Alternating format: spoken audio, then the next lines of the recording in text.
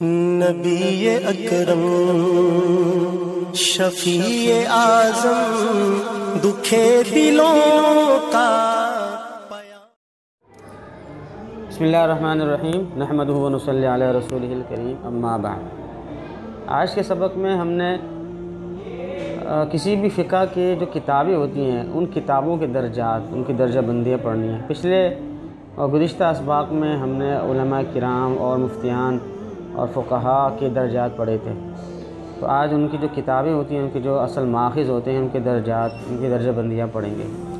فقہ حنفی کی جو کتابیں ہیں اس کے درجات تین بڑے علماء نے لکھے ہیں۔ ایک علامہ شامی رحمہ اللہ نے اس کے درجات بتائے ہیں، شاہ ولی اللہ محدث دہلوی رحمہ اللہ نے درجات بتائے ہیں، اور تیسرے موجودہ دور سے کچھ پہلے کے ایک بڑے عالم گزرے علامہ عبدالحی لکھنوی صاحب، بہت کم عمری میں ان کا انتقال ہو گیا تھا، 40-41 سال کی عمر میں، لیکن بہت بڑا کام کیا۔ انہوں نے ایک تقسیم کیا، ان میں سے جو علامہ شامی رحمہ اللہ کی تقسیم ہے اس کو ہم پہلے لے لیتے ہیں۔ علامہ شامی رحمہ اللہ فرماتے ہیں کہ فقہ حنفی کے مسائل کے 3 طبقات ہیں، 3 درجات ہیں۔ نمبر 1 اصول، نمبر 2 نوادر، اور نمبر 3 فتاوی، اور اسی کا دوسرا نام واقعات بھی ہے۔ اور اصول جو کہا ہے، پہلی قسم اصول ہے تو اصول کا دوسرا نام ظاہر الروایہ ہے۔ دوسری قسم ہم نے بتائی نوادر، تو اس کا دوسرا نام غیر ظاہر الروایہ ہے۔ اور فتاوی کا دوسرا نام جیسے میں نے بتایا کہ واقعات بھی ہے۔ پہلی قسم جس کو اصول اور ظاہر الروایہ دونوں کہا جاتا ہے، اس کو یوں سمجھ لیں کہ جس طریقے سے حدیث کے اندر 6 کتابیں صحاح ستہ بنیادی کتابیں ہیں، تو اس سے قریب یہ ایک اصطلاح ہے جو فقہ میں استعمال ہوتی ہے کتب ستہ کی۔ امام محمد رحمہ اللہ نے کئی کتابیں لکھی، بعض کتابیں ایسی تھیں کہ جو معتبر راویوں کے ساتھ اور متواتر طریقے سے، مسند طریقے سے ہم تک پہنچی ہیں، ان کو اصول بھی کہا جاتا ہے اس لیے کہ وہ اصول ہے مذہب حنفی کی، اور ان کو ظاہر الروایہ بھی کہا جاتا ہے اس لیے کہ وہ اس کی جو روایت ہے بہت معتبر اور ظاہر طریقے سے، معتبر طریقے سے ہم تک پہنچی ہے۔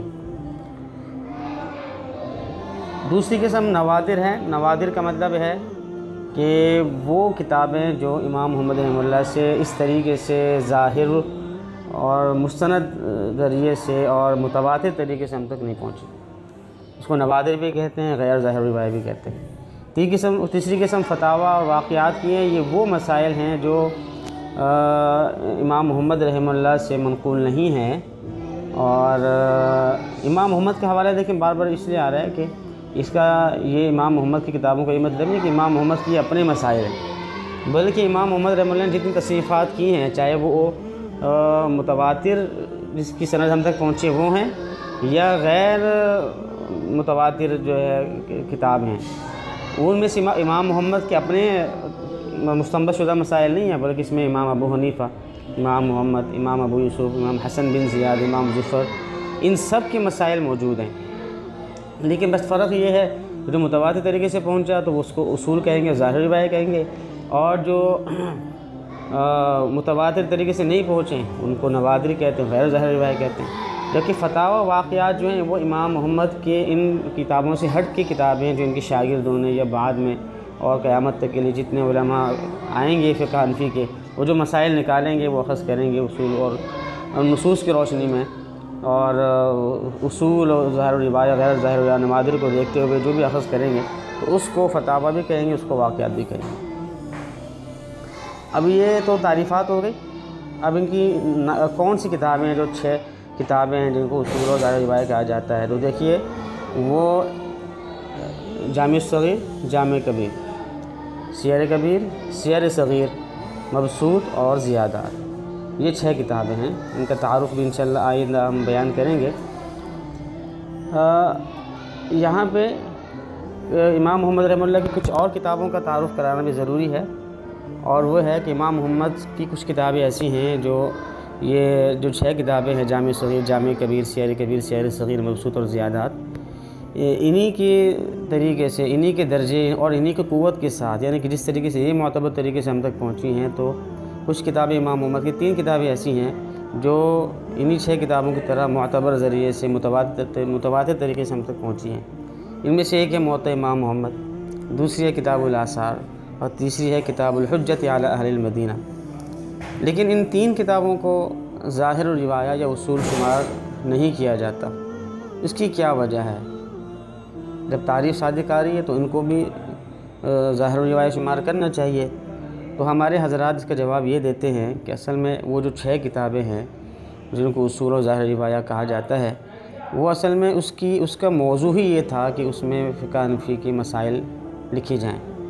فقہ حنفی کے مسائل کے علاوہ کوئی اور چیز اس میں ہے ہی نہیں۔ جبکہ یہ جو 3 کتابیں ہیں، موطأ امام محمد، کتاب الآثار اور کتاب الحجۃ علی اہل المدینہ، ان کا موضوع نقل مذہب نہیں ہے، بلکہ ان کا موضوع مثلا موطأ امام محمد کا موضوع حدیثیں ہیں، اور کتاب الآثار کا موضوع بھی احادیث اور آثار کو جمع کرنا ہے، اور کتاب الحجۃ علی اہل المدینہ ایک مخصوص موضوع ہے جس میں انہوں نے امام مالک اور اہل مدینہ کے بعض موقف پر رد کیا ہے۔ تو کیونکہ موضوع نقل مذہب نہیں ہے بلکہ موضوع کوئی اور ہے، فقہ سے ہٹ کے حدیث ہے یا پھر نقد و تبصرہ ہے، اس وجہ سے اس کو وہ مقام جو اصول کو ظاہر روایہ کو کتب ستہ کو حاصل ہے وہ ان کو حاصل نہیں ہو سکا۔ تو امید ہے کہ باتیں سمجھ میں آ گئی ہوں گی۔ السلام علیکم ورحمۃ اللہ وبرکاتہ۔